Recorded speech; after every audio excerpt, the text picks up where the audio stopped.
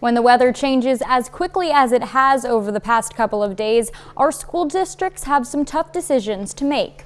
And deciding to cancel in-person classes can be even more difficult when debating between going virtual or taking it as a snow day. KOAM's Bronte Sorotsky explains how those decisions are made.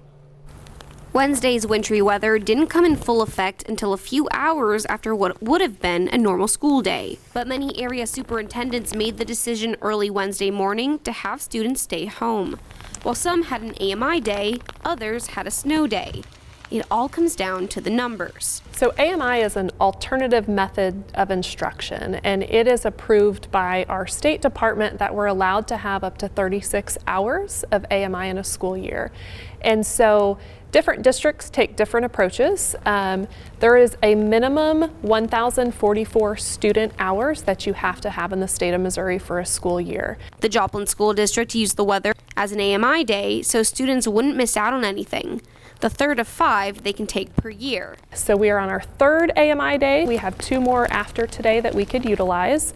And different activities with students from home that they will complete and turn into their teachers for credit for their learning. In McDonald County, they've used many of their AMI days amid COVID spreads. A couple of AMI days were used for the weather. The others were also used for when COVID had the spike and many of our staff and students had been sick. We used those AMI days to make up for some of those days that we didn't go to school. Now they're using Wednesday's weather as a snow day, meaning eventually it would need to be made up.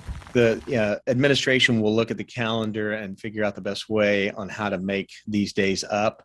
And they'll look at the days that we have left and try to figure that out. In the end, it's all about the best way to keep students and staff safe. In Joplin, in McDonald County, Bronte Sorotsky, KOAM News.